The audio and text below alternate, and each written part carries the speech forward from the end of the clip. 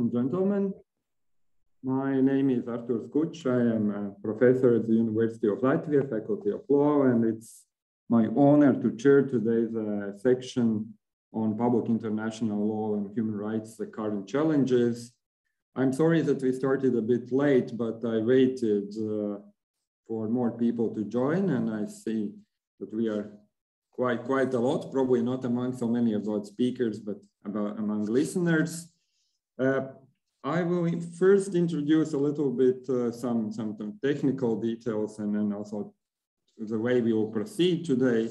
So each speaker has 15 minutes, and we will start with Nicolo Lanzoni about the more broader issues of public international law and jurisdictional immunities of the state. Then we will proceed with Mario Kresic. I hope that Mario, I don't see him yet, but I hope he will join, about the right to protect, is it a legal norm? Then I will present myself as a report about absolute bans and in the case of Constitutional Court of Latvia and European Court of Human Rights. And then we will proceed with a current sensitive topic on COVID-19 and about by Vesna Čorić and Anna Knežević-Bojović about European Court of Human Rights and COVID-19 standards for health emergencies. And we will end with a presentation by Martin Šbirdelis about Business and Human Rights Treaty, revised draft treaty and reflections on this topic. So since we actually, unfortunately, had some changes, we will not have two speakers, so we will have time for discussion. So I will suggest that we'll have 15 minutes. If the speakers speak more, I will make warning to that. And after the presentation, we have 5 minutes for discussion, questions and comments. And then I also ask the audience to be active and to actually ask questions or any comments. Okay, if there are no questions, I think we can start with Nicolo Lanzoni. Nicolo, the floor is yours, please. Do you hear me? Thank you very much, Professor Kuč. Nicolo, we can't hear you. I think the camera is switched off. Now? What about now? Unfortunately, no.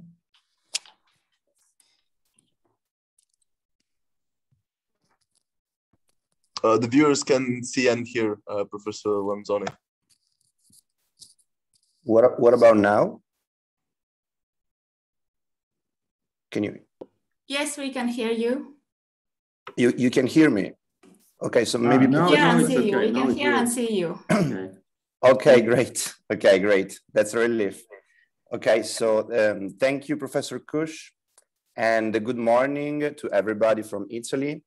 First of all, I would like to take the opportunity to also thank the organizers for having accepted my abstract and having allowed me to participate in such a prestigious event and panel. So let me kick off my very brief presentation with a quote from Theodore Maron's The Humanization of International Law. So in his main work, Maron refers to humanization as, and I quote, the radiation or the reforming effect that human rights and humanitarian law has had and is having on other fields of public international law.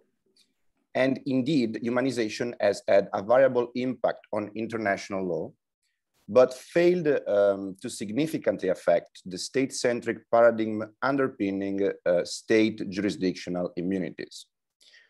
One may wonder why it is so. This issue has been addressed mainly with reference to the jus cogens exception. So the most prominent theory revolves around the procedural nature of state immunity as opposed to the substantial one of human rights. So according to this dichotomy, there is no genuine conflict between these areas of law since they operate on separate levels. So state immunity bars domestic judges' jurisdiction, but it does not by itself prohibit the settlement of disputes involving jus cogens violation. This argument, however, let's say that it just sidesteps the contradiction between international immunities and humanization instances. And it overshadows the crux of the matter. That is the fact that international practice does not clearly support the existence of any human rights exception so far. But at the same time, some hints in states practice do appear to suggest the possibility of a gradual shift towards a more humanized regime. So I will here analyze state practice with respect to, first, the cross-fertilization of domestic judges' decisions. Second, the executive's stance on the existence of new exceptions to state immunity. And third, to the slow-growing recourse to the contra limiti doctrine. And I will finally draw some remarks on the future perspectives and challenges of humanization and state immunity. So let's start with the term cross-fertilization.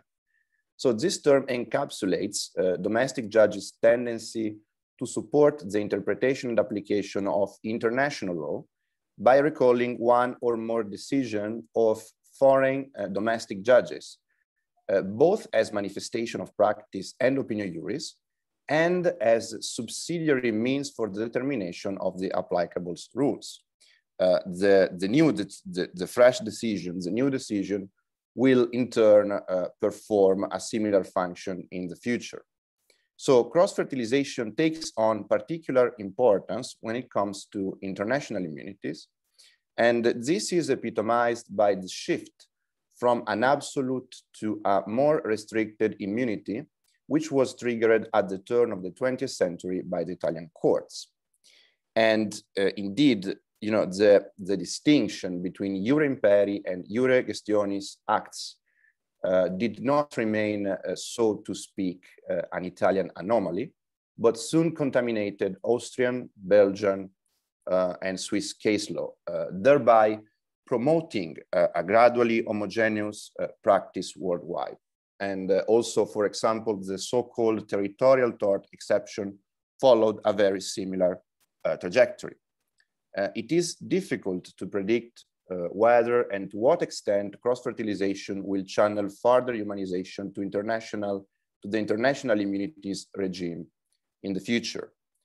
International scholarship did suggest that cross-fertilization would have boosted human rights and accountability, but domestic judges' activity may be determined by ad hoc pieces of legislation, which is most usually the case in common law jurisdictions, or can also be conditioned by a certain legal or political background.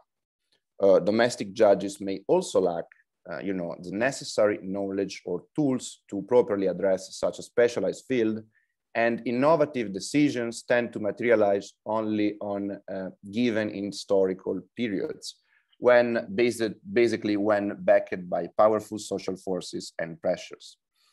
Still, and despite the failed cross-fertilization that characterized the jus cogens exception, I'm referring in particular to the failed cross-fertilization between the Italian Cassazione and subsequently the British House of Lords.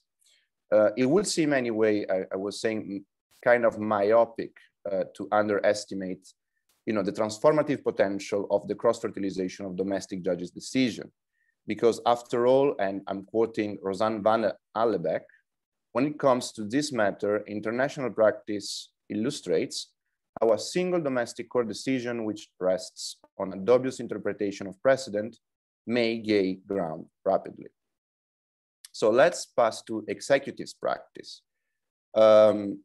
Executives practice has also substantially contributed to the development of the international immunities regime. In particular, executives' tacit or explicit stance has proved crucial to the formation of new exception, again, executive acquiescence was pivotal to catalyze Italian judges' distinction between iure imperi and iure gestionis acts into customary law. On that occasion, the lack of reaction by the forum state might be attributed to the desire to safeguard domestic businesses from contractual breaches of foreign states, also with a view to attracting investments from abroad. As for the defendant states, they refrain from invoking the violation of their immunity, probably because they tacitly agreed on the desirability of such an exception, or because they were anyway equipped with immunity from execution, which is a tenet that only rarely has been questioned. But be that as it may, the absence of protest avoided the formation of an international dispute, and consequently the possible intervention of an international court or tribunal, which could have ended up curbing the in theory exception. So generally, executives have submitted their opinions to domestic judges, supporting the application of foreign state immunities before any human rights exception pleas.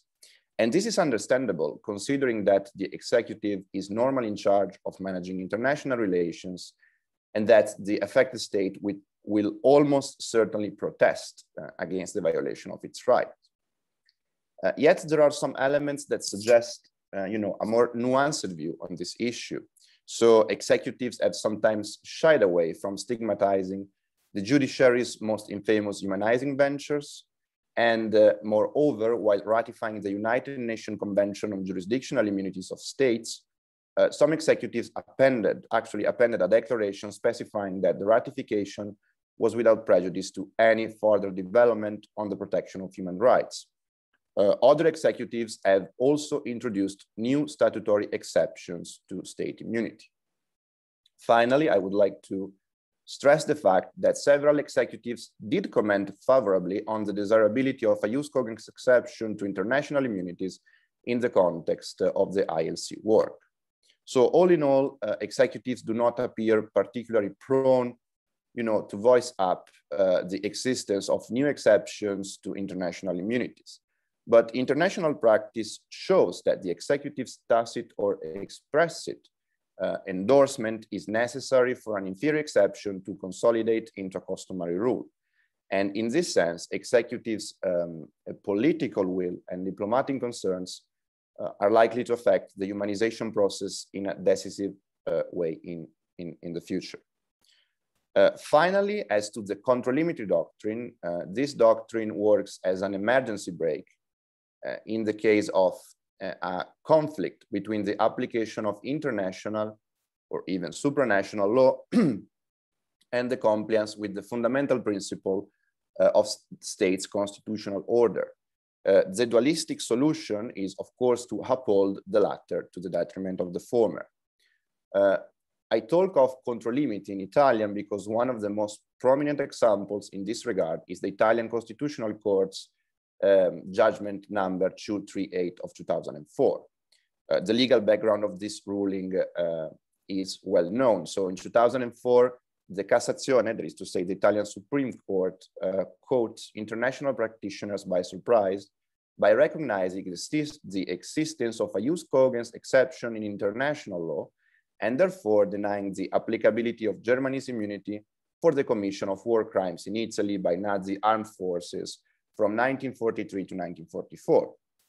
Ferrini, this was the name of the case, set a very problematic precedent and eventually led to the jurisdictional immunities case between Germany and Italy before the ICJ.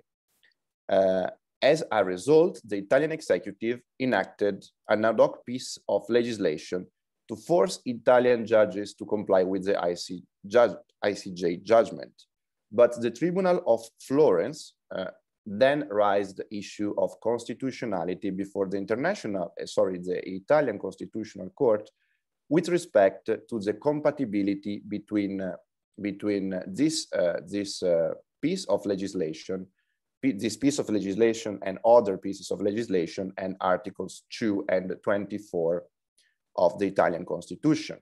And in a quite unexpected turn of events, the Italian Constitutional Court did uphold the issue of constitutionality, And it notes, and I'm quoting, that the fundamental principles of the constitutional order and inalienable human rights constitute a limit to the introduction within the Italian legal system of generally recognized norms of international law.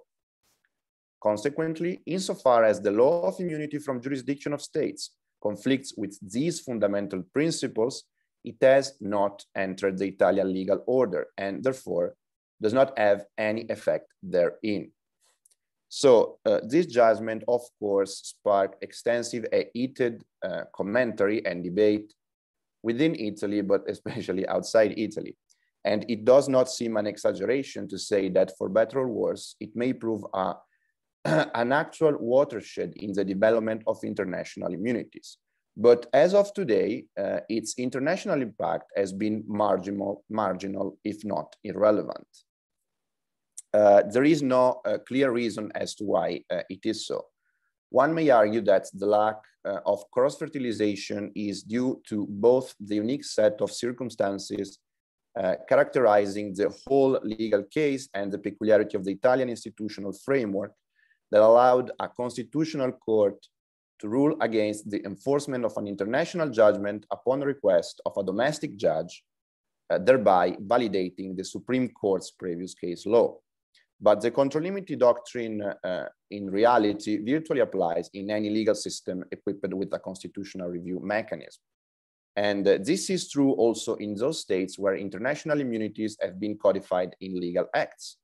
Although, of course, in such a scenario, the question will narrow down to the constitutionality of the legal act without actually involving the applicability of international law. It may also well be, of course, that domestic judges regard the application of international immunities as consistent with their respective constitutional order, thereby, in a way, withholding the formation of a constitutional exception. Because after all, whether to invoke the controllimity is first and foremost a question of domestic law, not of international law. But also considering the growing phenomenon of jurisprudential nationalism, it seems just, more a matter of time and chance before other constitutional, Supreme Courts or domestic judges find themselves in a situation which is similar to that of the Italian Constitutional Court and justify the lifting of state immunities by recourse to the controllimity. And do you hear me? Yeah. And indeed, I can hear you. I wanted to ask Mario to switch off microphone, but he did already. Okay, thank you. I'm about to finish. So recently, the Central District Court of Seoul did apply the controllimity doctrine to condemn Japan to compensate 12 South Korean women who had been victims of sexual slavery perpetrated by members of the Imperial Japanese Army during Japanese colonial rule of Korea from 1910 to 1945. And in particular, the South Korean judges remarked that the doctrine of state immunities, and I'm quote, is not permanent, nor static, end quote. And referring to Ferrini and to the judgment number 238, the judges observed that the application of state immunity would deprive, and I quote, victims of their right of access to courts guaranteed by the Constitution, not providing a remedy for their rights. Such results are unreasonable and unjust, and as they are not in accordance with the overall legal order that positions the Constitution as the highest norm, concluding that customary international law that applies state immunity is not effective in such cases. So let me draw some final remarks from this very brief overview. Humanization, it's kind of constantly striving for pushing state-centric boundaries of international immunities forward. This area of international law has proved remarkably steady, but some elements of the international immunities regime feel unlikely to stand the test of time. For instance, it may seem anomalous, as the ICJ on the contrary stated, that the exercise of territorial jurisdiction prevails over immunity where torts are concerned, and I'm referring to the territorial tort exception, but not where criminal acts of foreign military are concerned, as it would be in case jus cogens exception applied. In the same vein, this idea of the impossible antinomy theory translates into a very formalistic avoidance technique and is not very well suited to convincingly settle the value conflict which underpins, the conflict, the clash between the fundamental right of access to justice and state immunity before a forum necessitatis pledge for gross violation of human rights. On the other hand, of course, international immunities play an essential role in ensuring an orderly allocation and exercise of jurisdiction and in respecting the sovereign equality of states. Therefore, it is clear that any new exception should, and it will, emerge progressively as the result of a careful compromise between these and equally valuable but diverging interests. So in conclusion, guessing whether and to what extent the international immunities will actually develop entails a little bit the risk of conflating the ought and the is of international law. But one thing is for sure, that is that any new exception will have to strike a very delicate balance between state and individuals' fundamental rights.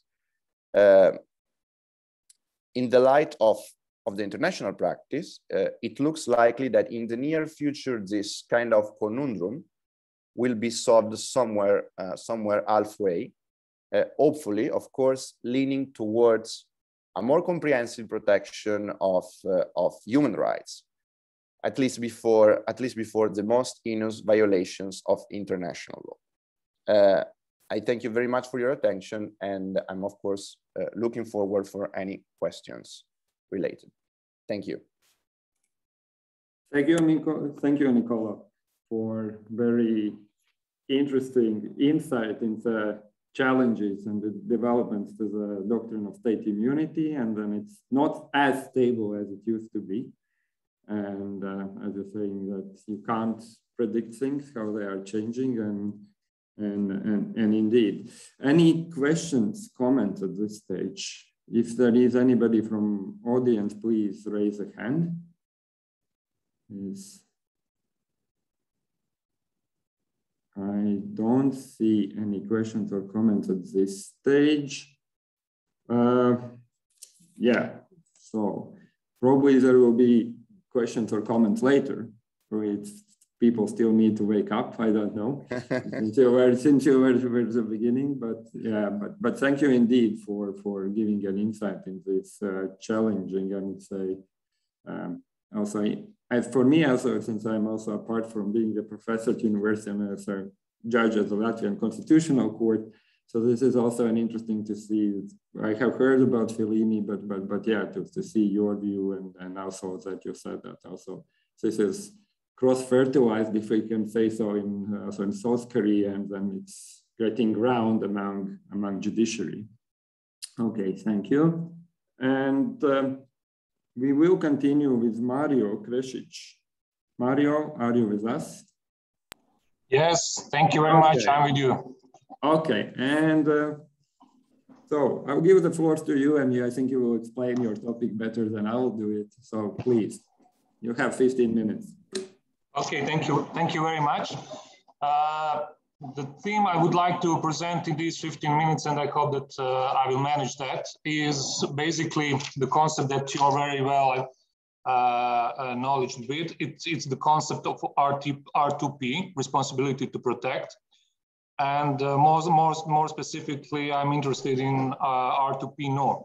So my question that I pose in my paper is also very well known: is the R2P norm a legal norm?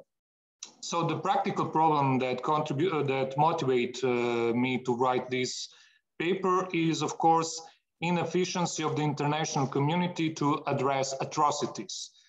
And the conception of the responsibility to protect, or R2P, emerged as an attempt to address this problem.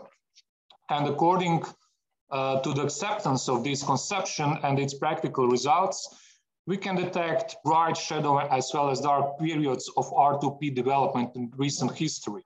For those who are more involved in this kind of issues, they will remember that we have, of course, the Libya case where it was a milestone where the conception at first stage was accepted and more generally produced good results, but later on there was some criticism towards this doctrine, and today we have this position of status quo where some states are supporting responsibility to protect doctrine and others are against. So the research starts from two assumptions. One is theoretical. The first theoretical one is that theoretical conceptions related to the law, and I found the R2P doctrine as theoretical conceptions, have an important role in resolving legal problems. And the practical problem of our concern is a legal problem. So consequently, the inefficiency of the international community to address atrocities can be affected by the solutions to R2P theoretical problems. And one of the theoretical problems regarding R2P is the question, is R2P norm really a legal norm? What is the nature of the R2P norm? In this paper and my presentations, I claim that application of some legal concepts that I'm going to present shortly can contribute to clarification of the objects and the content of R2P, and that in that sense, it will make more clear the problem of my question, is R2P a norm? And that specific conception of political responsibility approach to the identification of the legal norm and specific concept of emerging norm are adequate tools for determining the legal nature of R2P norm.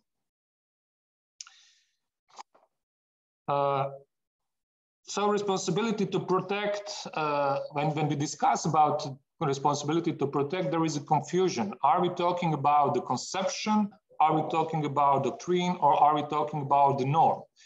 So when talking about conception, what do we mean by the conception? I propose to talk about the conception of R2P as description of a reality which is relevant for political or legal problems. And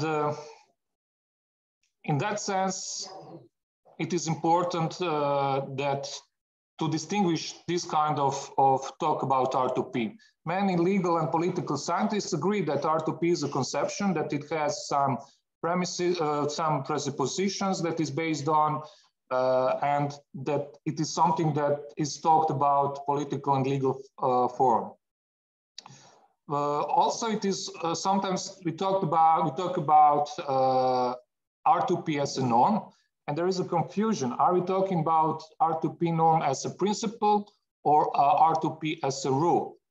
So there is a difference between the principle and the rule. As we know from the legal theory, rule is more precise and more applicable in the concrete cases, while principles are the norms which has to be concretized in the particular cases to be applied in specific cases.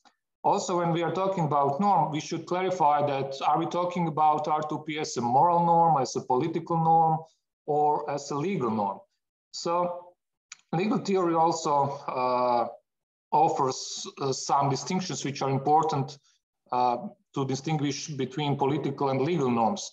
One of these criteria for saying that something is a legal norm is based on the membership of the norm to the legal system or part of the legal system to which this norm is belonging. And also one of the distinguishing characteristic of legal norms is that they are supported by sanctions.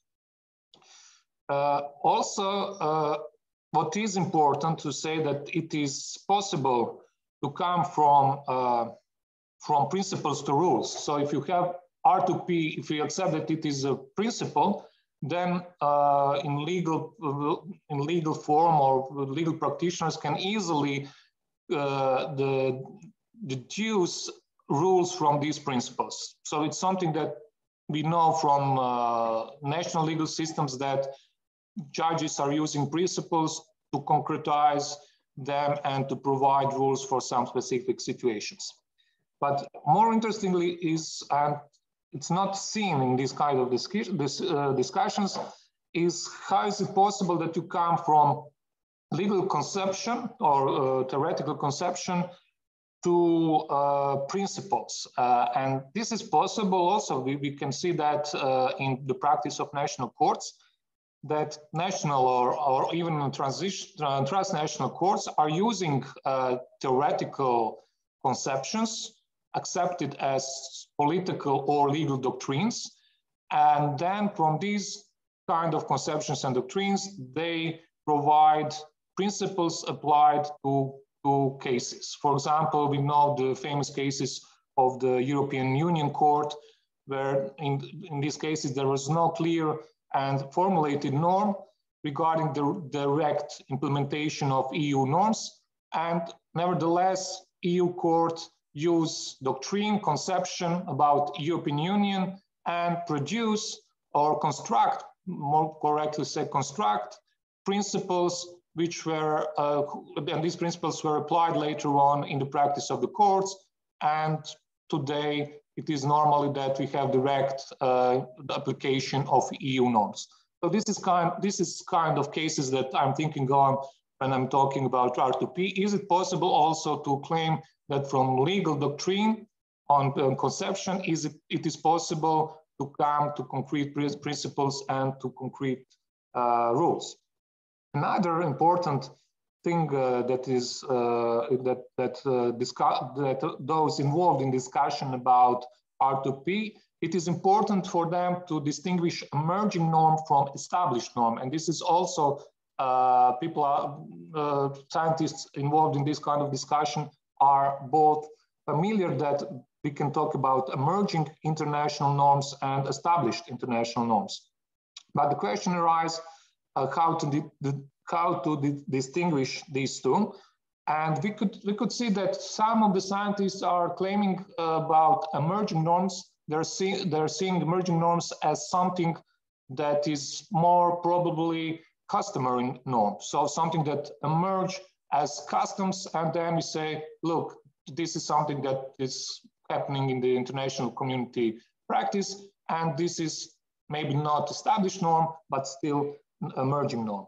In this paper, I also claim that it is possible to look on emerging norm on more flexible way. So not to fix ourselves only to customs and then to try to prove, that there is opinion juris, there is a practice of the states, and then to claim, look, this kind of custom or principle has become a legal principle. I think it is also possible to avoid customs, customary argumentation about customary norms, because, and it is necessary sometimes because there are counter argumentation regarding these kind of arguments, because someone could say, no, but the states in the international community have not accepted in proper manner these norms, and they are not international norms. So sometimes it's better to avoid this kind of discussion and to focus on emerging norm in different ways, to claim that R2P, for example, is emerging norm because of some other reasons. I will mention that later if I will have time, because of the political morality, because of course, also customs, because of formulated norms in the international community, which are important to claim that something is emerging in the community of states. The following thing that should be clarified in these kind of discussions is the content of R2P, because many people talk about R2P, but it's not clear what they are thinking on when they are talking about R2P, and there is confusion about that. So we could start from International Commission on Intervention and State Sovereignty. They have produced this report, and I claim that this report is basically something that was planned to be political doctrine and successfully become a political doctrine in the practice of the Council, of the Security Council. But besides that, which opens us, this argument opens us the path to claim that if this is political doctrine, which becomes legal doctrine, then we could have principles that deduced from this kind of doctrine, as I explained before. But the question is also regarding what is the content. My claim is also that this doctrine developed by International Commission, which was not the legal body, but still the expert body, important body. And someone would say, but look, these were not legal norms because they were not produced by international organs. Still, they are important, as I said, because their doctrine was accepted by the legal organs. And what I'm trying to say is that they address the main problems of the international community in their doctrine. So definitely this was an attempt to develop a new doctrine which would address the problems, not only of atrocities, but other problems. For example, the problem of veto of the Council, of the Security Council. They tried to address this problem, which also maintains today. And why this problem is important for R2P? Because, as we know, Security Council is the most important body for implementation of R2P. They decide on intervention. So, but if you try to focus our discussion and not to talk about doctrine or theoretical conception, but about norm, then we could reconstruct what these documents are talking about. And they are talking about basically about two main norms. The first norm is that states have to protect its own population. And the second one is that international organs have to protect population. From these two norms, we could have these two norms or principles. These two principles imply many rules which could be implemented in specific case. For example, we could construct from these principles that, first of all, everyone has the right to be from atrocities, that the violation of this right is an international delict and threatens the international peace, that the state has international duty to protect this right concerning the members of its population, that international organs have a duty to protect the right if a state failed to provide protection of its population, and that the decision of international organs concerning the atrocities should be justified in accordance to the principle of proportionality. I don't have time now here to explain each of these rules. My point here is that we could start from legal theoretical conception, going to legal doctrine, from legal doctrine to legal principles, and from legal principles to concrete rules which could be applied by law applying organs. Now, at the end, we return to the nature of R2P norm. And the problem of the nature of R2P norm, according to my opinion, and following some theories on identification of legal norms, it is the question about two positions regarding the legal norms. In positivist way, from the positivist position, you are looking for law creating organ and the procedure, and then you will say if there is a legal procedure and legal organ competent for producing the norms, or customs, then you could claim that this is a legal norm. But there are other theories which are not very well accepted today, and we could call them non-positivist approach. And there are several of them, and I will mention only one because it is relevant for our discussion. And this is the approach which claims that you could argue on existence of legal norm based on political responsibility. It's something that Ronald Dworkin applied in national, later on in international discussions. It's based in short, on idea that if political organs have a responsibility in that political community to act in proper way, then under some conditions you could claim that a norm could appear in the system even if the practice of states is not supporting this kind of norm. So you could say even if states are not behaving in line with this norm is still a legal norm. So I think this kind of approach is promising for R2P. And I think that it is not necessary to prove that it is a merging norm as the customary norm, but it is enough to claim that it is a merging norm as a norm which maybe is not at the moment in the legal system, but it is on the way to become the member of that system. And how can we support this claim? We could support to provide documentation, for example, on customs, of course, but also on political morality of the international community of these days, and also to support this claim with Charter of the UN and other documentation, say, look, there are some provisions in these documents from which we could deduce then the principles of R2P. In conclusion, sorry, Mario, yes. I just wanted to say that you should summarize. Yeah, thank you. I'm just finished with my argumentation, so thank you very much for your attention. Okay, thank you, Mario. Do we have any questions or comments as regards responsibility to protect and for your insights, arguments? Actually, if I understood you rightly, you are more in favor that it is an emerging norm. You raised arguments in favor or against, but if I understood you correctly, that you said that you see it as an emerging norm, yeah? Yeah, that's my position. Although the aim was to look at different discourse on this kind of on R2P. You have a lot of literature about R2P, and there are different argumentation on this. So the basic goal was to clarify the concept. What is R2P? Are we talking about conception, about norm? Are we talking about legal norm, moral norm? There are some misunderstandings among the scholars about this. So the aim of the paper is to put these different kind of views and to say, okay, let's try to clarify what we are talking about. But you're right, from this kind of discussion, I'm more inclined to claim that R2P is an emerging legal norm. Thanks. So, any questions, comments from audience? I don't see at this stage. Thanks, Mario. And I also understand that you will submit a paper after the conference, and we will have a possibility to read more in your written material. Thanks.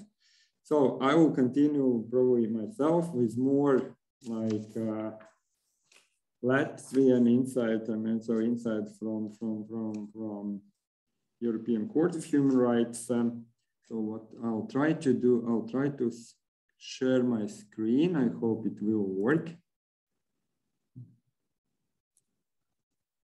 Okay, I hope everybody can see that. Okay, so the topic of my presentation is probably more narrow compared to the previous two presentations. So I want to talk about blanket bans. So in a case law of Latvian Constitutional Court and European Court of Human Rights. And first I want to explain what is a concept of blanket bans, then what is the meaning, then I see what are the approaches at the Latvian Constitutional Court, what are the discussions and also, I would say, objections among judges. So it is not, it's quite controversial topic, I would say, in Latvian constitutional legal doctrine and also among judges. And then also give some insights, reflections on the European Court of Human Rights, because actually the introduction of this concept into the Latvian system was basically very much, if I could use, the inspiration came from the practice in case law of European Court of Human Rights. Okay, so now I can proceed. Okay. So what is a blanket ban, just for you to understand? So we basically talk about legal norms which applies to persons, to all persons which belong to a certain group without individual assessment of each particular case. And second, according to Latvian legal doctrine, also jurisprudence of the court, it, for example, restricts persons from certain right for life. So these are, I would say, very far-reaching restrictions, because they deprive the person of the certain fundamental right for the rest of their life. And they apply to not to individually to person, but because he comes within the scope of the certain group, and there is no individual assessment. So let's give you an kind of example. For instance, that, for example, the first case where the court introduced it was about ban for the persons who have been convicted for serious crimes to work in a school as a teacher for the rest of their life. So basically, there was a case where the person was he was a school teacher. He was teaching, not teaching, but he was teaching sports, and he was convicted of a theft 20 years ago. And since he did this theft together with another person, so it's a group according to criminal law, and then it becomes serious crime according to qualification of Latvian criminal law. So, and the school had to dismiss him, so because he cannot continue to work in a school, because due to the law requirements, there is no individual assessment. There is no assessment of the reputation of the person, whether he is the same as he was 20 years ago, whether he constitutes any threat to the children, whether he can expose any threats to the school environment. So basically the norm, if you come within the scope of the norm, so basically the restriction applies to you. Okay, and then it's, as I said, there is no possibility to review also. It's usually for the rest of the life. And these discussions, and the main discussion is one, of course, which I want to raise in this my presentation, whether the states might have such kind of far-reaching restrictions, which are absolute, which doesn't really assess individual circumstances of that person, whether it is possible at all, and whether it complies with the European Convention of Human Rights. And second is, as I said, to illustrate a little bit the jurisprudence of the Latvian Constitutional Court, what kind of requirements the court has formulated the parliament, members of the parliament should take into account when they decide about such far-reaching human rights restrictions. Okay. So before I proceed to the I would say, as I said, to the methodology developed by the court, some of the, of course, objections to this institute of blanket ban is that some of the judges and also in legal doctrine have expressed that this definition of blanket ban is too broad, as according to the court's definition, as it effectively means that any prohibition which does not provide for individual assessment would be regarded as a blanket ban. That was one of the objections. And also the second is that it actually requires too much from the legislator to really look at individual situations. The objection is that it is not possible to regulate all situations, all individual situations by a legal norm. It should have certain degree of abstraction, generality, and legislator has a right to group of typify in certain ways the situations.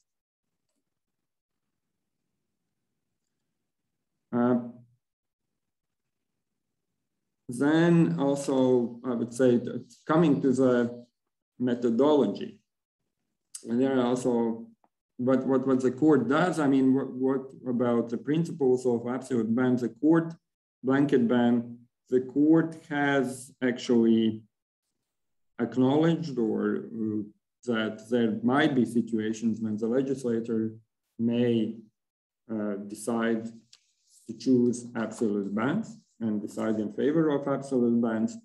However, in these type of situations, the court applies specific methodology.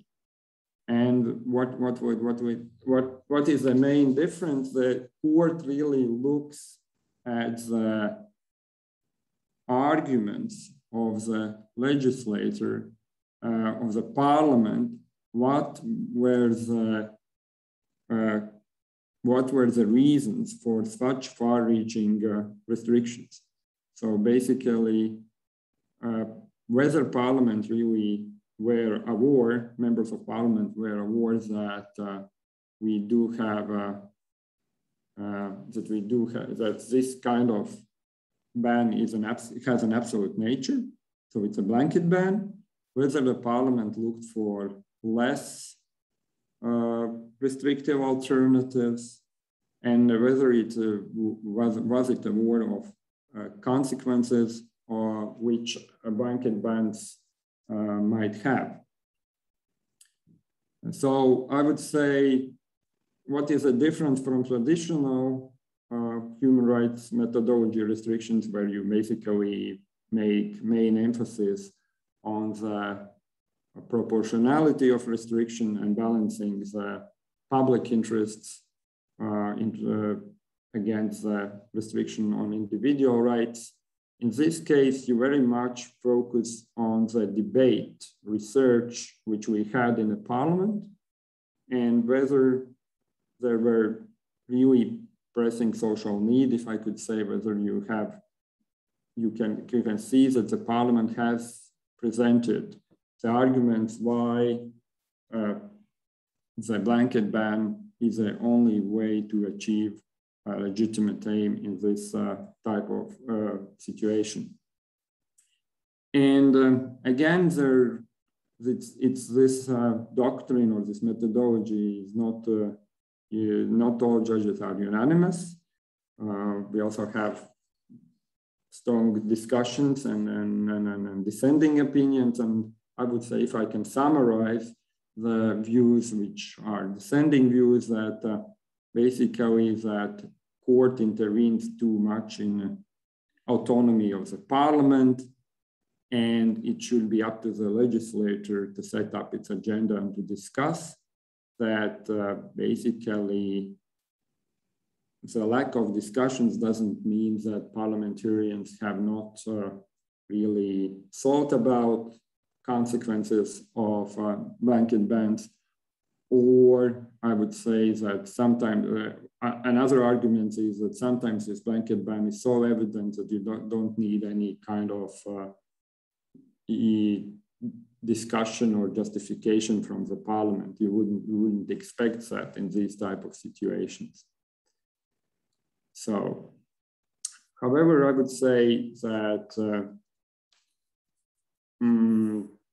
the counter argument would be that this doctrine from the court does not say that the parliament cannot adopt, as I said, blanket bans, but that the parliament needs to give an explanation why this is the only way how to achieve legal aims in this specific situation. And see, in a way, the court has pointed out that it also provides the society and public in large with an explanation and understanding why the parliament has chosen such restrictive measures. If we look to the case law of the European Court of Human Rights, the court has actually used also the concept blanket ban, but the court has used also different concepts, a little bit different names with a similar, I would say, content of the court has used the concept of general measures, saying that these are measures which apply to predefined situations regardless of individual facts of the case.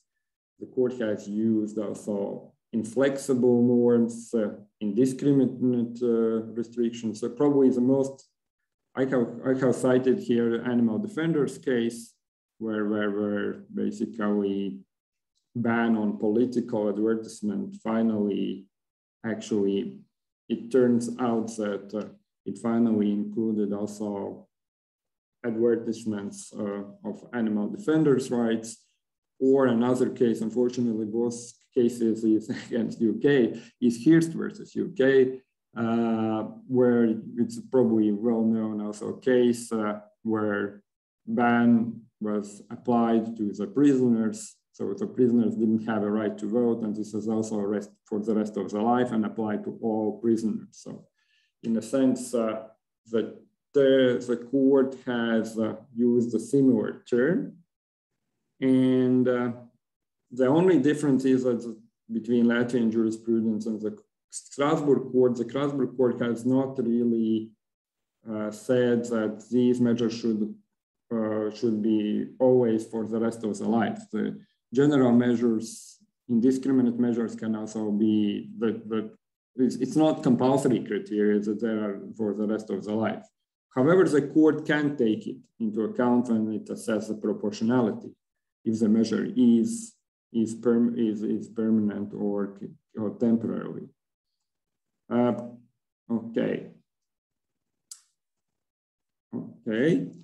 and then I will conclude. I would say it's clear that both from the jurisprudence of the Strasbourg court and then also Latvian constitutional court, that there might be situations indeed when legislature may impose blanket bans, but it should provide more detailed justification for its political choice to impose such far-reaching restrictions, because it should be a word that it applies to all persons, and it, takes away fundamental right from the rest of the persons, from the whole group of persons who are within the scope of legal norm. And therefore, I would say the court's methodology to ask the legislator for more, to actually explain and argue why this is the only way how to achieve the legal aim, legitimate aim, is providing public with explanation of why such far-reaching measures were chosen, and also is requiring the legislator to do a necessary research before it chooses to apply blanket bans to certain groups. However, I would say there might be rare situations, I can't say now, when indeed you might say why you should ask for more discussions from the legislator if you see that this absolute ban in this situation is quite obvious. However, being a judge, I can say that it's very rare that you have black and white situations, where in most situations you have situations where you have to discuss and see what is the right balance, what are the arguments in favor of both sides. But indeed, if you have a situation when it's so obvious that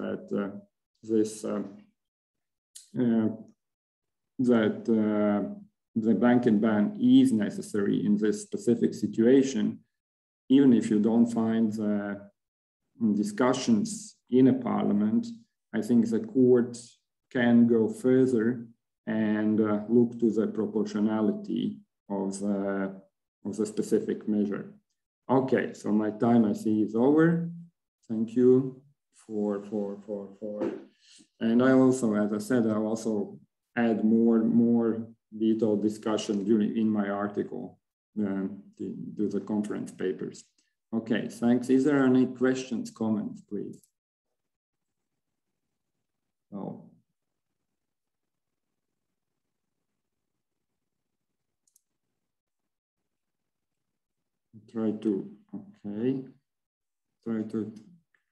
Okay. Stop share.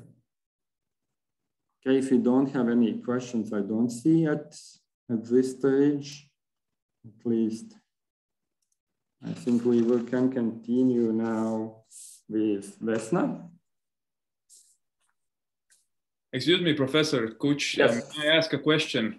Yes, you can. I was not able to raise my hand because the reactions I'm given are only applause or thumbs up. So Okay, unfortunately, this is the only way I could possibly ask you a question by switching on my microphone. First of all, thank you so much for your presentation. It is of utmost importance also for me as a professional and also as an academic. If I may, I would like to ask if you have come across any European Court of Human Rights decisions or decisions from other constitutional courts across Europe, which would allow us to conclude under which circumstances such blanket bans are justified. Maybe you could give us certain examples where it would seem that even though the discussions were not as diligent as it should be, the court had ruled that it could be justified. Mm-hmm. Thanks, Martin, for your question. I mean, I don't think I have a kind of example in my mind to now to saying that where the blanket ban was so obvious that without any kind of arguments from the parliament or legal debates, the court would find it a justification for it. But with the case I mentioned, I didn't have more time to explain. The animal defenders, of course, you can see that the Strasbourg court has really, when assessing the proportionality of the measure, it really very much looked to the debates British Parliament had when adopting such restrictive measure.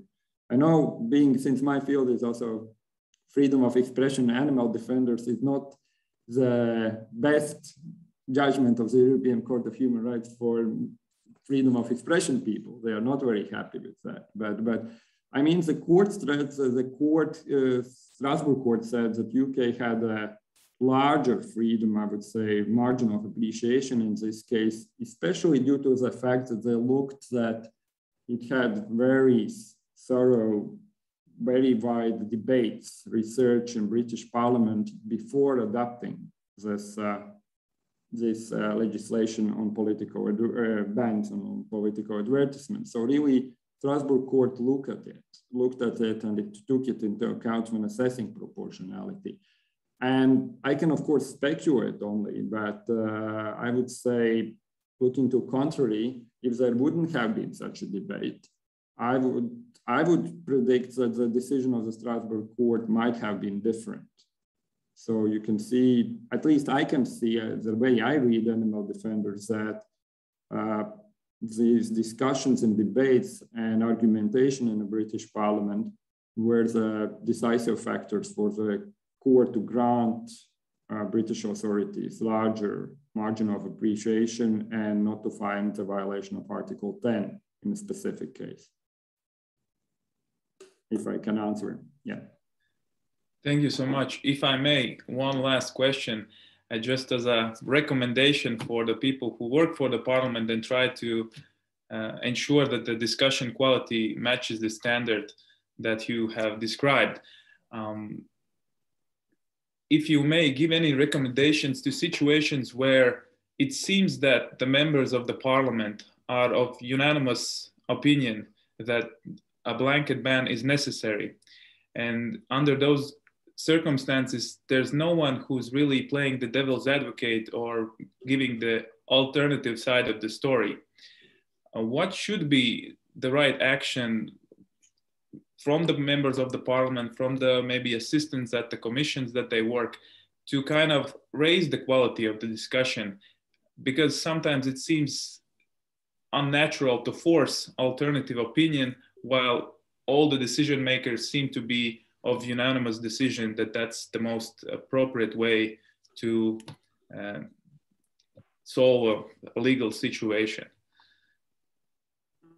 As I said, there might be, if we will come to the examples, might be the examples where it's quite obvious. But as I said, the fact that the parliamentarians are unanimous and the decision sometimes, especially if we talk about convicted persons, and restrictions as regards persons who are convicted. It's very popular very often to have restrictions as regards fundamental rights on this group of persons. So there might be unanimity among members of parliament, but I think what the legal department, legal office of the parliament could still raise the human rights concerns or constitutional rights concerns to members of the parliament, and just think about what are the challenges from constitutional fundamental rights perspective. And then I think, if there are no challenges, I don't think you should artificially raise it. But if there are challenges, and my experience shows in working in a court that in most cases, as I said, it's not black and white, even if it might have a politically support, but legally there may be issues to be raised, then parliamentarians should have answers to this, also to these legal questions. To legal questions, you should have at least not only political, but also legal arguments, so I would say. So that's the only thing I think I can suggest, but I definitely not in favor of some artificial debate, which is because I mean, yeah, but if there are legal concerns, these concerns should be raised, and if they are ignored, of course, that's the decision of members of parliament. But I expect that they should be raised and answered. Okay, thanks. Thank you so much. Okay, thank you, Martin. Okay, if there are no any questions, at least I don't see any, then we can continue with Vesna Čorić and Anna Knežević-Bojović about COVID-19 standards and in the European Court of Human Rights. Vesna? Yeah. Sorry. Hello. I was thinking, I will just start. Unfortunately, my presentation was not sent and prepared on time, so I will speak without the presentation. It's okay. We are glad to hear you. Thank you. As you mentioned, my name is Vesna Čorić, and I'm very glad that I have an opportunity to participate at this conference and to present the paper co-authored with my colleague Anna Knežević-Bojović.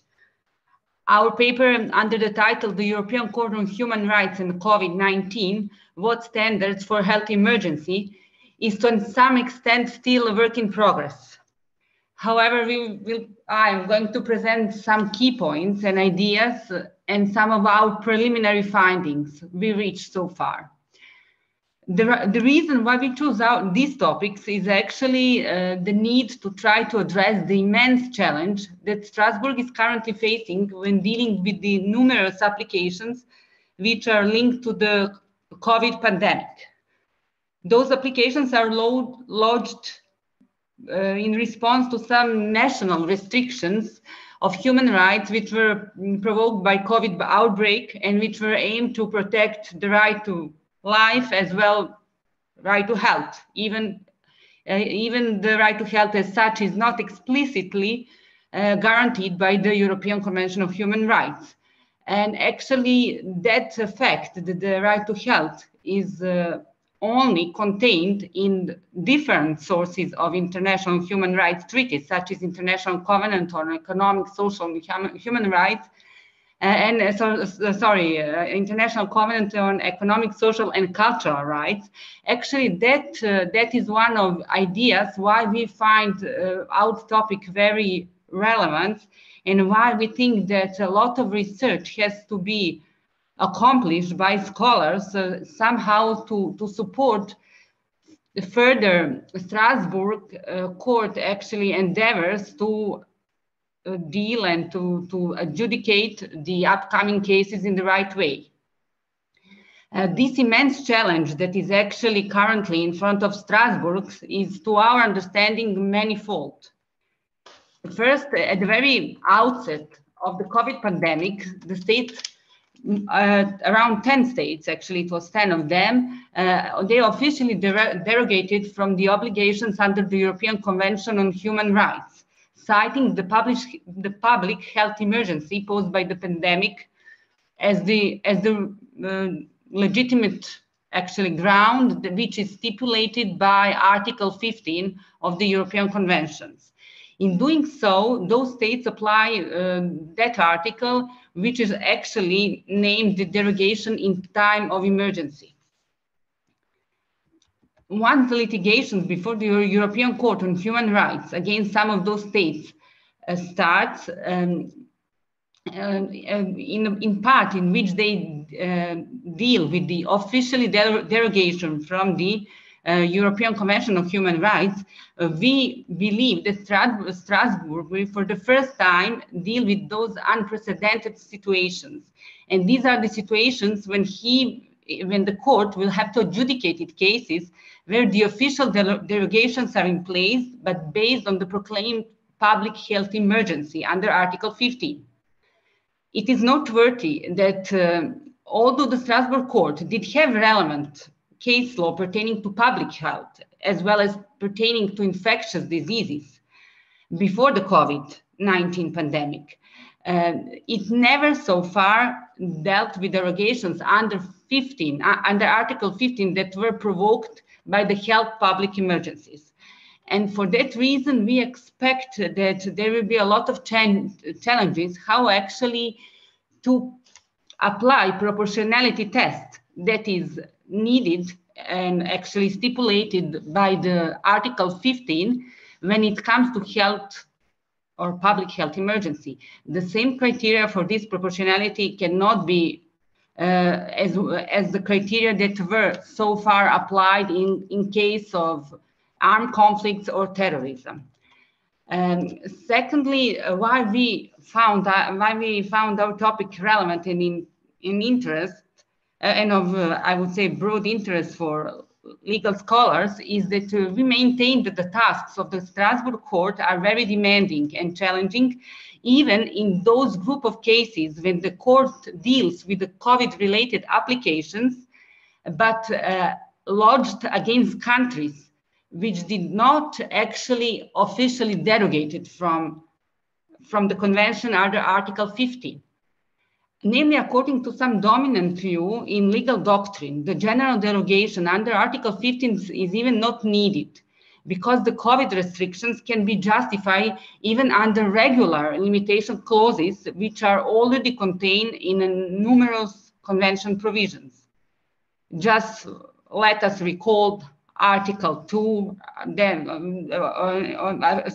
Article dealing with the private and family life, Article dealing with the freedom of thought, conscience, and religion, Article dealing with the freedom of expression, and so on.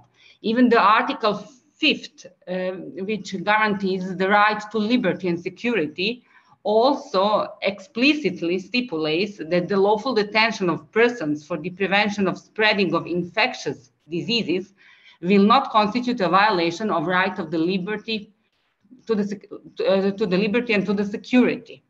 So actually giving this very broad spectrum on with envisaged limitation of convention rights and freedoms based on health-related grounds, we expect that a huge number of the COVID-related cases will be lodged by state parties which did not officially derogate from the convention in times of emergency.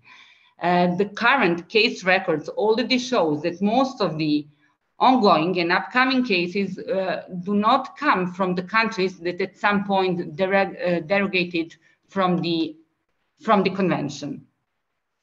It is noteworthy that for the time being, the only instance where the Strasbourg Court found the violation of certain rights in the context of COVID pandemic was actually the case against Malta, which was adjudicated actually on March of 2021 year, and in that I would say landmark decision, it was found violation of Article 3, actually pertaining to the inhuman and derogating treatment. The applicant was a Nigerian national who initially spent some time in de facto isolation in Malta, and then subsequently he was placed with the new arrivals in COVID quarantine. So I think that case is extremely important, as it shows that European Court of Human Rights will not fully apply margin of appreciation doctrine that was actually claimed by certain authors, but instead will really deal with this problem by finding violations in some of the actually ongoing litigations before him. Thirdly, we find this topic as very important. Something that I would also like to point out is that even these cases that do exist in past and that were actually adjudicated in past by European Court, dealing with infectious diseases could not really serve as a good model for the Strasbourg these days when it deals with the COVID pandemic. For instance, we had at the beginning of this century, we had some cases against Georgia. Actually, it was 2009 and I think 2008. And it really dealt with the hepatitis, with the tuberculosis and some other kind of infectious diseases. But however, those cases were very limited because they were limited only to the actually prisons, given that these infections were really not considered as nationwide at that time in Georgia. Therefore, when Strasbourg Court looks for the standards, we claim in this paper that it really should go to lex specialis dealing with public health law. And in that regard, we emphasize the importance of international health regulations that are adopted by the World Health Organization in 2005. Also, we think that in order to really elaborate these issues adequately, the Strasbourg Court also should give a particular emphasis to the general comment number 14 that was adopted by the Committee of Economic, Social and Cultural Rights, and that very precisely deals not only with the right to health, but with infectious diseases as well. Also, I would like to mention that the cases against Georgia are not the only relevant cases dealing with infectious diseases that the court adjudicated so far. It is important to have in mind that there was a huge action, not huge, but there was really a wide spectrum of cases dealing with HIV infections that were adjudicated by the Strasbourg Court. Maybe the most important is the Enhorn versus Sweden that was adjudicated in 2005. And it actually found violation in case dealing with involuntary isolation of HIV positive person, and that individual was detained in order to stop spreading the HIV infections. Again, some authors and legal scholars point to the relevance of that case for the COVID jurisprudence. However, we should keep in mind that this case could not be fully relevant for the COVID applications, because in that case, the involuntary isolated individual was HIV positive. And here, when we speak about the lockdown policies and similar limitations, we have cases where healthy, uninfected people are still subject to several different limitations. For that reason, we think that when the test of proportionality should be applied, we should as I mentioned before, we should very strongly rely on World Health Organization's practice and regulations, as well as on regulations coming from or linked to the International Covenant on Economic, Social and Cultural Rights. In doing so, we are also planning and we also did most of research, we are also planning to scrutinize the ongoing case law of Strasbourg dealing with COVID, as well as previous case law dealing with other infectious diseases, just to see whether and to which extent those legal instruments were taken into account.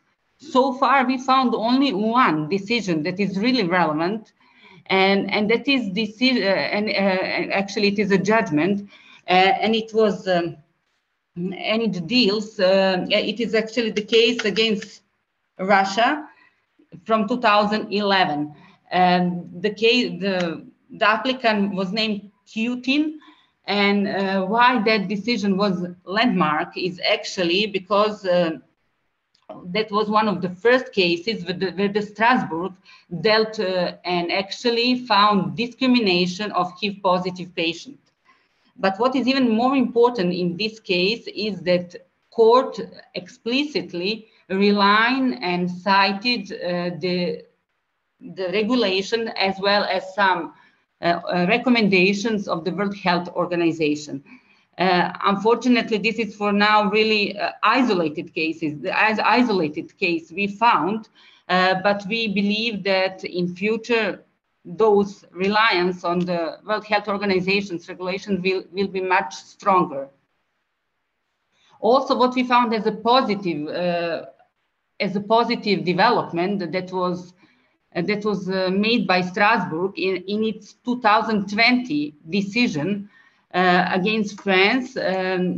Actually, I will tell you a few words about the case. It is the case called Milo versus France.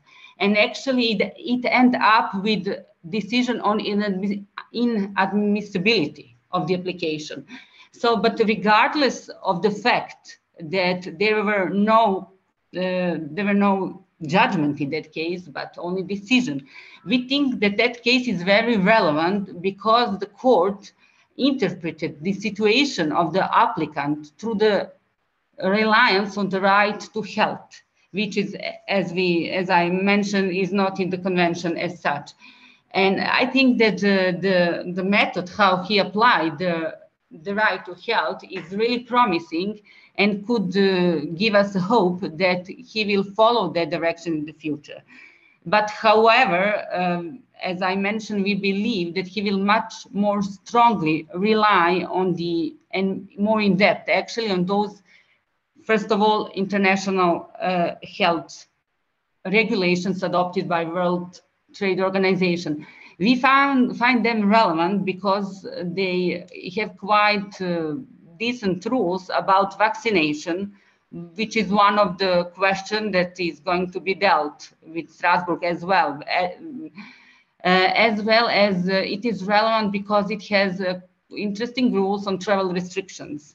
Actually, World Health Organization has very mild approach when it comes to travel restrictions, opposite to Strasbourg, which in some other previous contexts was quite strict in that regard. And these are like the main ideas of and some preliminary findings of the paper we are preparing. I would just like to add one more point, and actually it deals with the principle of reciprocity that we find very relevant, and that was already advocated and recommended by some scholars, but not in relation to jurisprudence of European Court of Human Rights. Actually, according to principle of reciprocity, which is very popular in international health law literature, when we assess and when we apply, or actually when the court applies test of proportionality, he has to take due consideration to the question, what are the so-called positive obligations of state? And the concept of positive obligations of state, we already have well developed in Strasbourg case law, but we are going to go through the literature on principle of reciprocity in order to offer some small improvements that could be followed by Strasbourg, because we find that it quite deeply elaborates on the substance of the positive obligations that states should have in regard to infectious diseases and in general regarding to public health problems. This was like some kind, the key points of our paper. I see that I'm already speaking for more than 20 minutes, so I will just ask you for some questions if you have for me. Thank you, Vesna. Thank you also for being in time. And is there any questions? I see Martin had a question. Yes, Martin, please. First of all, thank you as well for your presentation. It's quite a hot topic, and of course, it's of utmost importance to any academics and practitioners as well. Related to your last comment of positive obligations of the state, what I wonder is if you are aware of any cases that claim that the state have violated their positive obligations in terms of not doing enough of protecting the people and their health within the state. Because it seems to me that the majority of concern currently is to make sure that the states do not protect the rights of the people in a such manner that overly would restrict other rights. Yet it does not seem that there are enough cases where the states have been challenged by not doing enough. Maybe you can give me some examples or some international materials which would address that issue as well. Thank you. Thank you for your question. Actually, for the time being, we have only one judgment finding violation of Article 3 in relation to COVID. And that was actually the judgment against Malta, and it did not go in that direction. Actually, as I mentioned, it was related to the detention and related inhuman treatment of detainee. But some decision that is very relevant when it comes to positive obligations is the decision I mentioned, Milo versus France. The reason why the court found that application inadmissible was that the lack of victim status on the side of the applicant. But regardless of that, the court offered quite nice and actually convincing elaboration of the case, and in situation where the applicant was only actually complain about the lack of exercise of positive obligation. Actually, the complaint says that France's response to COVID outbreak was inappropriate because there was a lot of people who were let die alone. Now I'm citing his application. Also, he mentioned that there was the preventive measures were not taken, regardless of the fact that they do constitute positive obligations when it comes to the right to the life. And then as a third comment, he also mentioned that there was a lack of diagnostic tests, and that actually due to that lack, the outbreak was stronger than expected.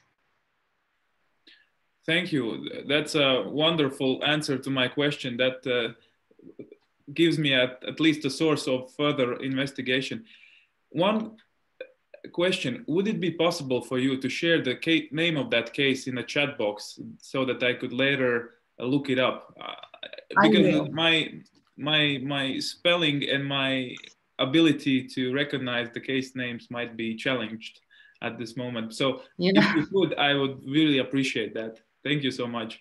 The same applies to my pronunciation. So it will be my pleasure, and also I will send you some comment to the judgment, because to the decision. So far, it is available only in French, the whole decision. But there are a lot of commentaries prepared in that regard. That would be fantastic. Thank you so much. You're welcome. Thank you, Martin. Any other questions? If I don't see, I would have one small question from my side. If I understood you rightly, but then you can correct us now. You also said that most COVID restrictions can be justified under convention.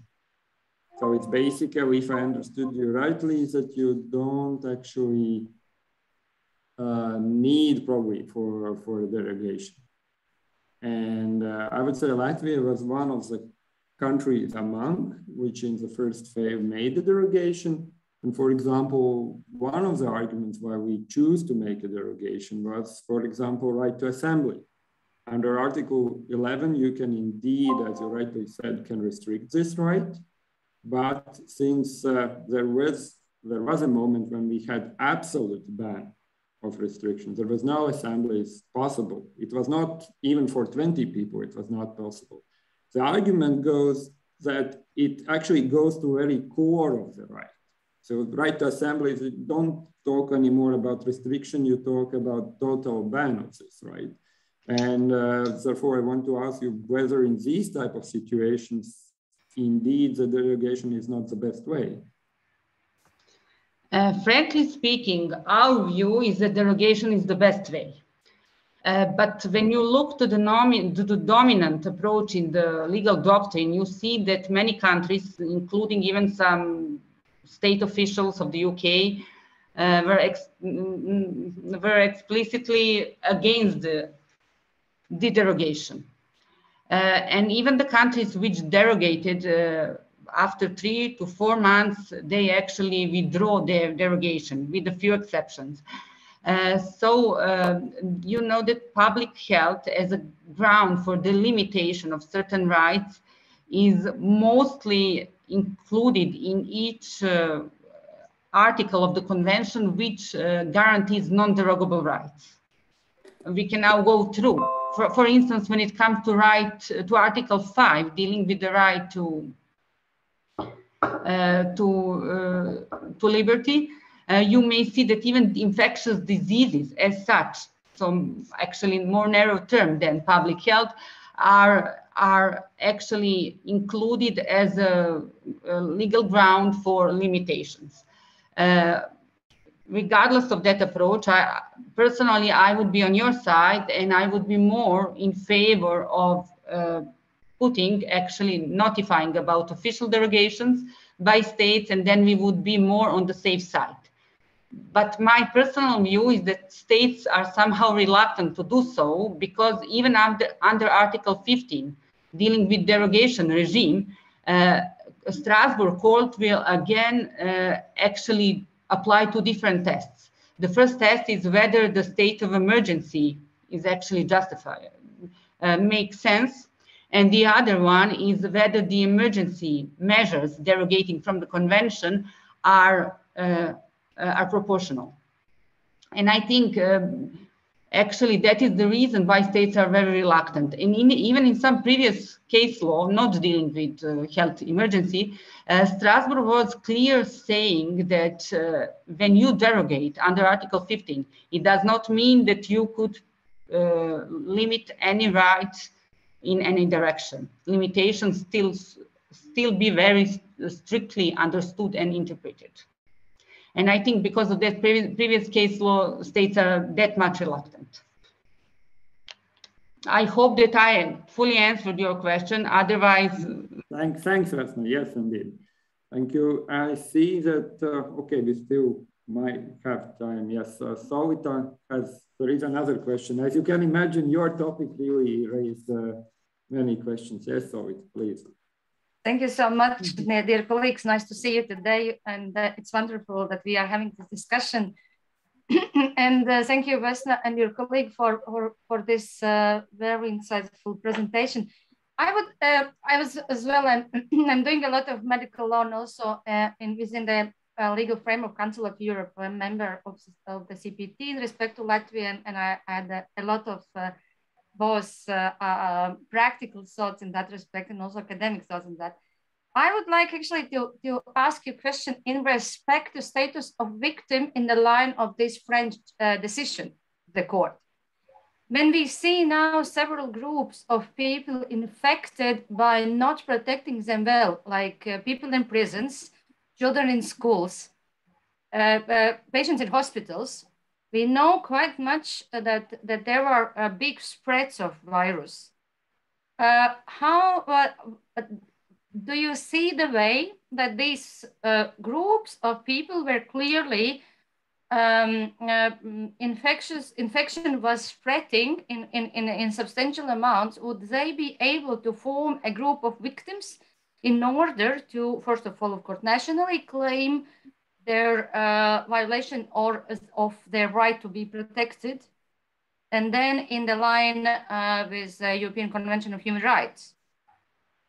Yes. How yes. would they will be the way to form their status of victim in the case they can prove that they were infected in, let's say, in especially closed environments?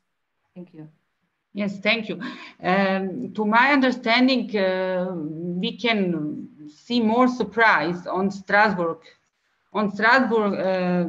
determinations when it comes, when one actually claims that he is the victim of the lack of positive obligations, or the actually of the mission of positive obligations exercised by the state.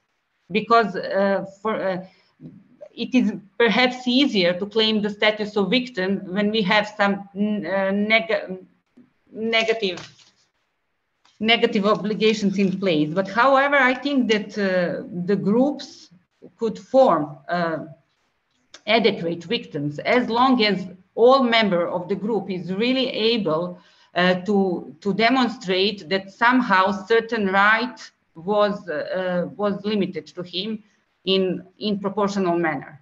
So maybe it's better sometimes to go to smaller groups, for instance, of people who really who were really victims of COVID, even in terms of having terrible lockdown, which end up in not having enough, I would not say food when it comes to European Court of Human Rights, but maybe if you lost the job, if your life is actually somehow threatened as the result of the lockdown. So I would rather always go to the smaller groups. The same applies when it comes to the right to the life in terms of having very serious disease.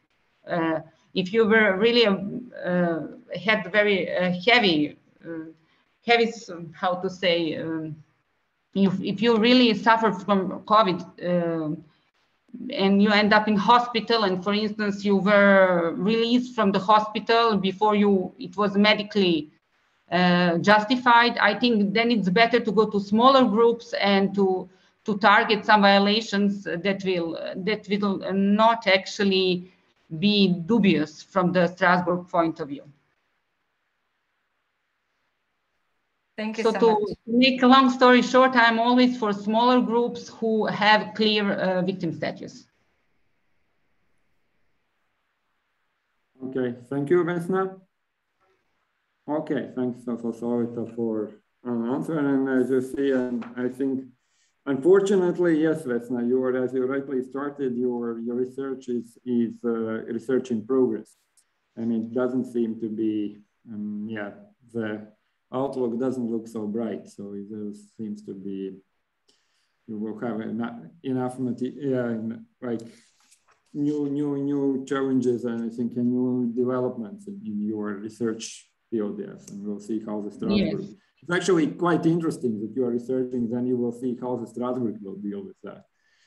Yes, that's one of the reasons why we also go to the former judgment of the European Court of Human Rights in our paper. We just don't want to limit only to the current decisions, because there is only a few of them which are really only one judgment and several relevant decisions. Mm-hmm. Thank you.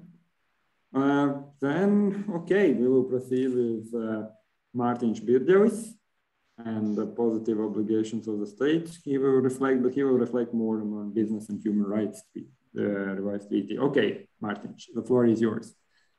Thank you for the opportunity once again to present my reflections on the second revised draft on the business and human rights treaty.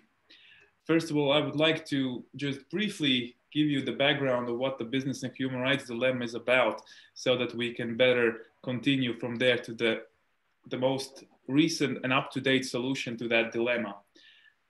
First of all, at the very core of business and human rights dilemma or issue is the fact of so-called governance gaps.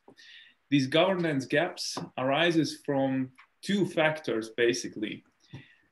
One is that corporations are creatures of national law, and they are governed within the jurisdiction of that particular state.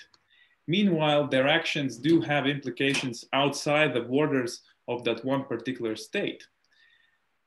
On the other side, we have international law, but international law does not directly regulate these transnational corporations.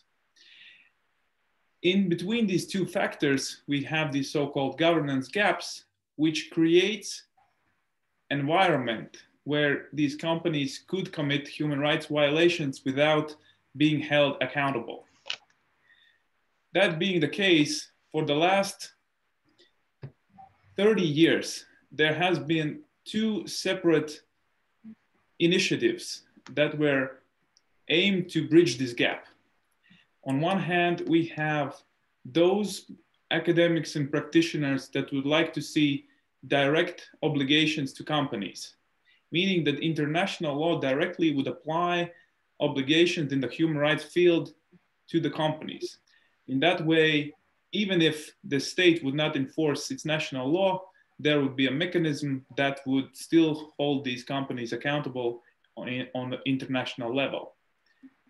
On the other hand, we have the movement that is more classical and does more justice to the international law as we know it so far, meaning to strengthen the responsibility of the state to implement and protect the rights of the human rights in its own territory.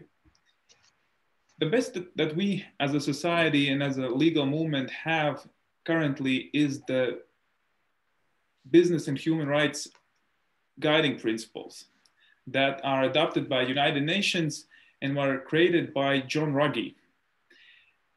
The issue is that these guiding principles, as you can tell by the name, are not legally binding. They do give the general rules on how the game should be played, yet the problem is it's not legally binding, so not all the players are willing to play by these rules. That being said, after the guiding principles, 3 years later, knowing that on general there's a consensus that such gaps should be amended, there was initiative to create a binding treaty. In 2004, Ecuador came with the initiative to create an intergovernmental working group that would create such a binding treaty. And my reflections today are regarding that treaty.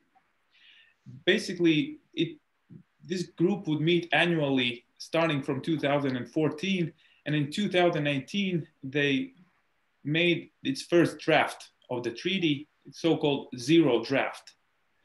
Since then, there have been discussions and there has been the second revised draft available. And at the moment when this topic was announced, there was only 2 drafts, but the moment we already have the 3rd draft. But the fact is that they have not changed so substantially. So my arguments regarding the 2nd draft will be as relevant to the 3rd one as it should be. So here, what it entails and what it does not entail. It seems that the approach of putting binding obligations on transnational corporations have not been recognized by international community. And it seems that the draft goes in the direction to once again strengthen the obligations of the states.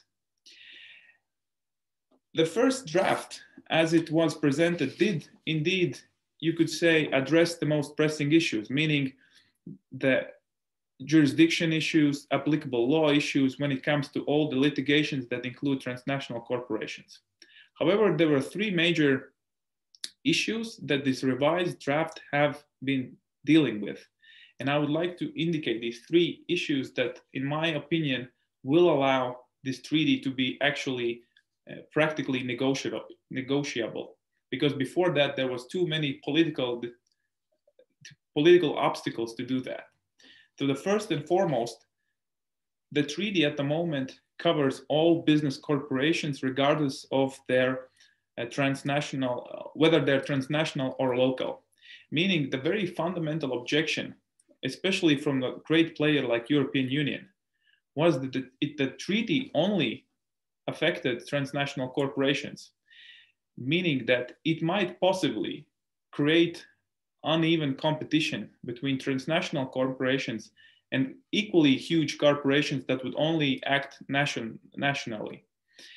And even though states like South Africa were willing to debate fiercely that it should only apply to transnational corporations, it seems that this confusion has been eliminated and the new revised draft have changed its scope, therefore applying to all corporations regardless of whether or not their actions are transnational.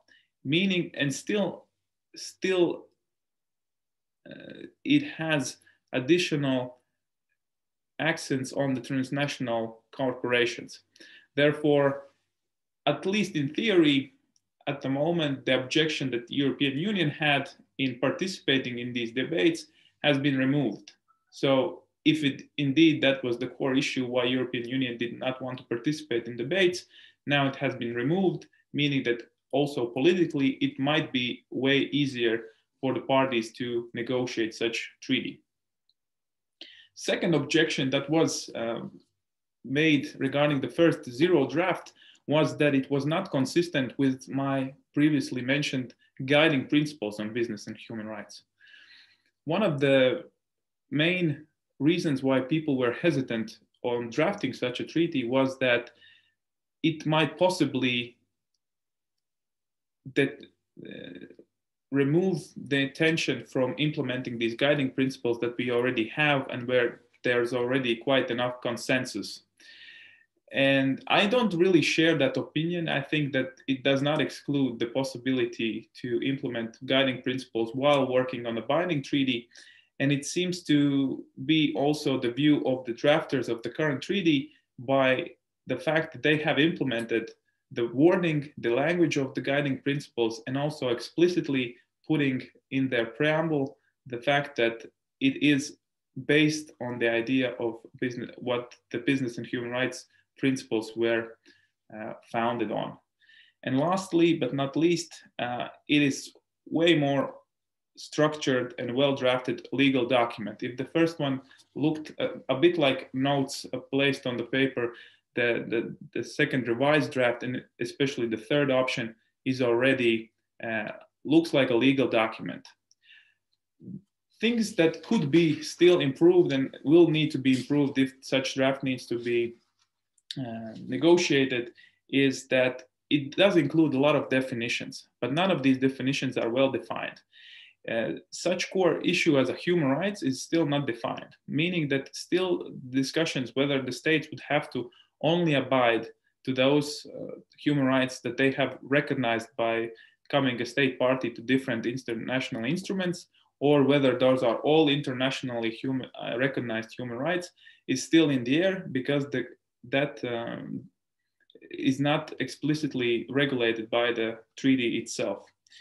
Also, there's the issue of due diligence obligation, which is at the very core of the human rights and business debate, which is important, yet it's not evident how far should such obligation reach, meaning that it is not clear whether or not a company could be found liable if somewhere down the supply chain, maybe one supplier who has no real direct contact with the company would commit a human rights violation. Would that also entail a liability for the transnational corporation itself?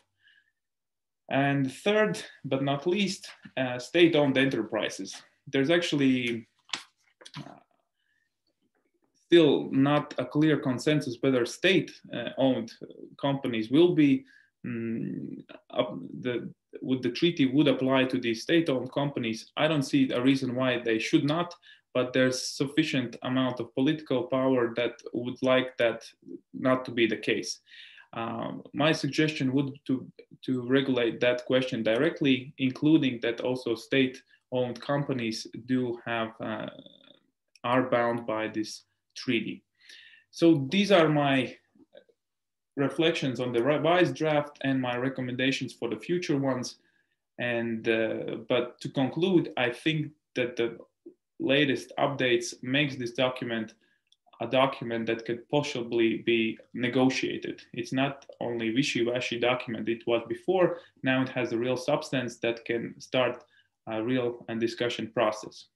So thank you so much for the attention and your divided attention while I was fighting with the sunshine in my face. So thank you so much. If there's any questions, I will be happy to answer.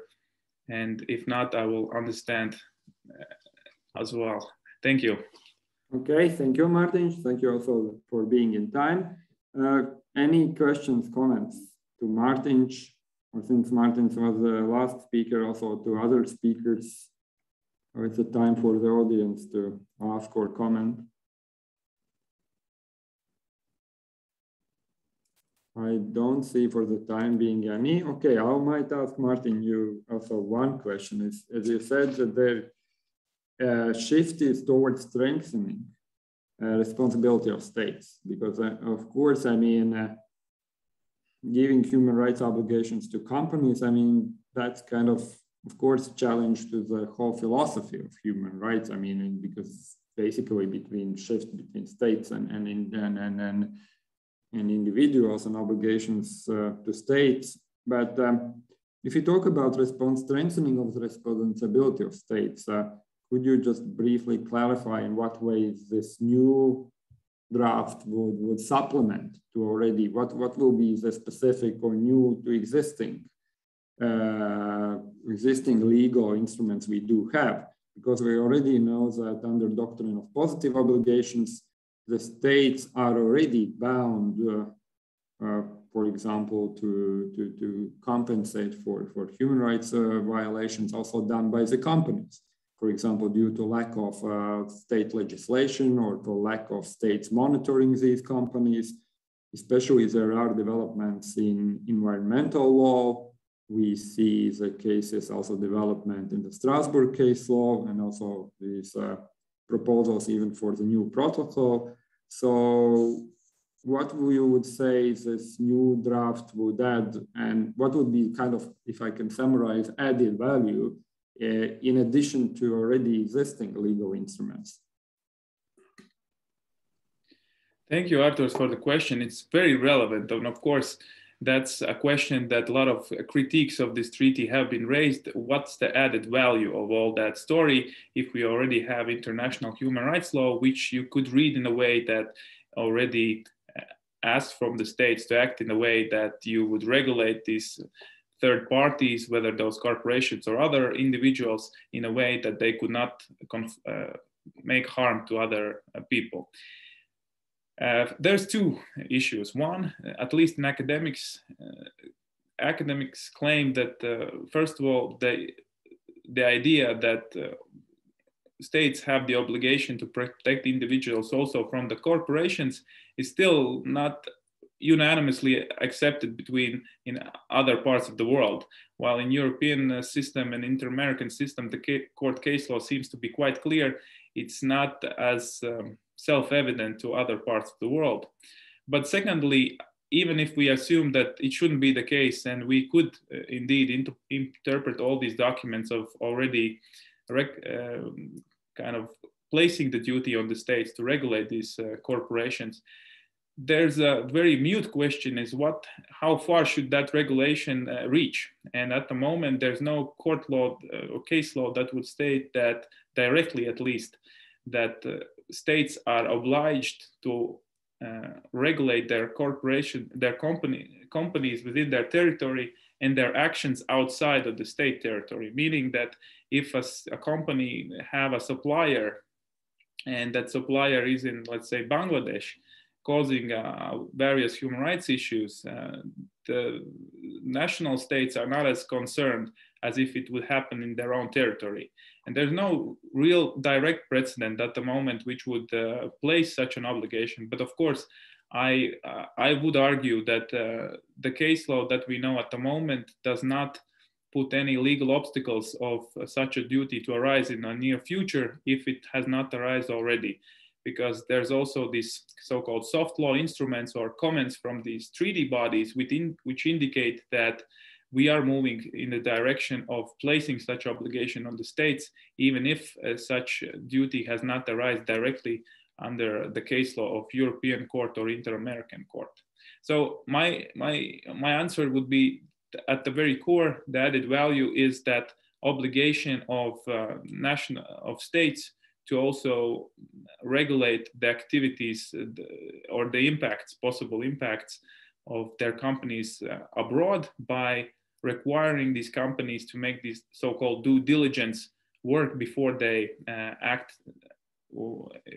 before they make any activities with transnational character. Thank you. Thank you, Martin. Yes. Any other questions or comments? Okay, if I don't see for the time being, Nicolo, I wanted to ask you, since you were the first speaker, and if Nicolo, are you still with us? Sure. Okay, thanks. You mentioned about these two examples about state immunity, and since I acknowledge I'm not very much in this topic, so but then looking at the Italian court, and you also said the South Korean example, would you see, knowing what is going on in a legal doctrine, in a state practice, and in courts in general, are these, you would say, two kind of exceptions, or you would say that from looking at the state practice, what is going on in courts and also in legal doctrine, you would say that there is kind of evolving process which would really challenge this traditional understanding of legal immunity of the states. So thank you if you can answer it. Yeah, sure. Thank you very much for the question. Well, as you mentioned, I would say that, you know, the Italian Constitutional Court judgment was quite an exception, and it was welcomed by all the, you know, it was welcomed either in a good or in a bad way, but all the international scholarship, the Italian and the international scholarship were a little bit surprised by the decision of the Italian Constitutional Court, because they would expect that since in Italy, customary law and of course jurisdictional immunities of states are a fundamental part of international customary law, in Italy it enjoys a constitutional rank within the hierarchy of the sources. So they would expect, you know, the traditional balancing between constitutional diverging instances, but in favor of the principle of international law. I think that legal tradition also is important in this perspective. So as I mentioned, Italy was kind of pioneer in creating during the 20th century, was one of the first country when domestic judges started to elaborating upon new exception to what at that time was kind of absolute principle, that of course, international immunities. And they started, you know, elaborating the distinction between Iure Imperi and Iure Gestionis acts. And back in those days, that was quite a new exception and something new. History showed then that this distinction contaminated due to cross-fertilization, other domestic judges' decision, and in the end, it kind of create, you know, promoted and in the end created a shift in the content of this principle of customary international law. So I'm not sure whether this kind of trajectory is possible, also with respect of the formation of some kind of constitutional exemption. And I would say that this is so mainly due to the fact that the constitutional exception, I'm speaking of constitutional exception, of course, in a broad sense, it depends not so much on international law, but on domestic law, of course. It is, after all, the choice of the judges, domestic judges, whether they are constitutional or whether, you know, the constitutional control in case it's not centered, but in some countries, such as, for example, South Korea, it is a duty of all the judges. So they may, for example, as the case that I mentioned show, it is the domestic judge, not necessarily like the ordinary one, not necessarily the constitutional one, that may decide that the application of that principle is in contrast with the constitutional order. So yes, it's very difficult to say. One thing that I may add now that I have not the time to say before is that after that South Korean judgment, there was another one also in South Korea. The case was exactly the same, because what happened, as it was for Italy, for example, is that after that you have this kind of precedent, of course, you would set in motion some kind of deluge of claims which relates more or less to the same, you know, to the same facts. And indeed, in South Korea, after that judgment, there was a lot of new claims were filed, more or less for the same reason, because unfortunately, that kind of practice during, you know, the Japanese colonial rule of South Korea were very common, and so a lot of people suffered, and they are still alive, or, you know, the parents, of course, may want to claim some compensation for that awful acts. And in this new case, which comes just some month after that, well, actually, the South Korean judge said exactly the opposite thing. They say that the South Korean judges say that in that case, which was the same case, more or less, the jurisdictional immunities of states should apply.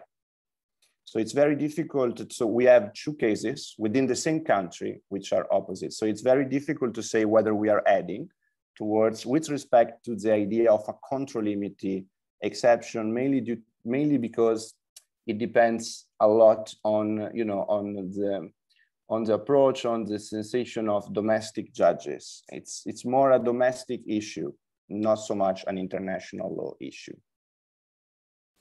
So I hope that this more or less answer to the question. Of course, I to be honest, I hope that to some extent, you know, more than creating a new sort of exception,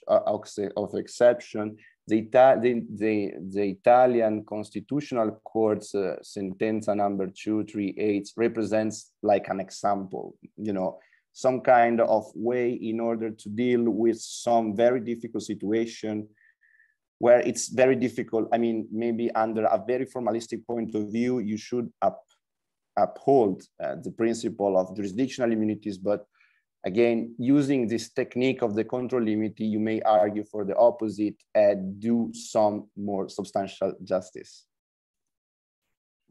Thanks, Nicola. Now, that's why I was asking, actually, because you said one way is, of course, the states themselves would change that, but I don't see the reason why they should do that. And I'm looking at the things, how they are in UN.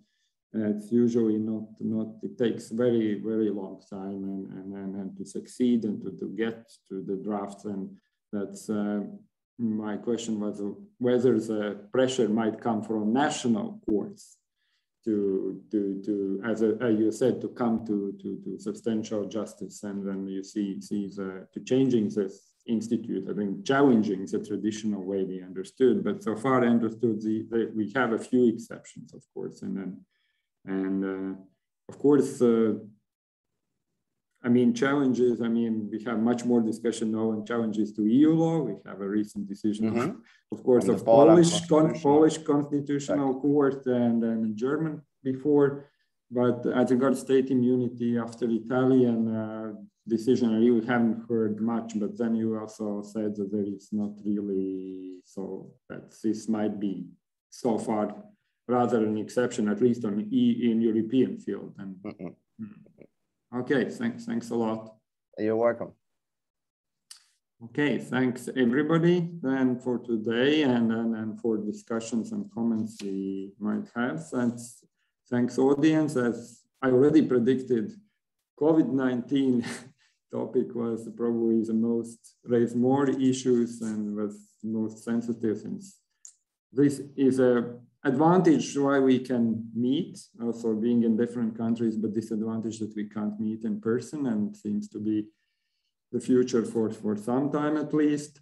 Okay, thank you, thanks everybody, and then I will finish, and as I already said, at least some of the speakers will also contribute with written papers, and we would be able also to read more extensive analysis of their reports, also in a conference papers.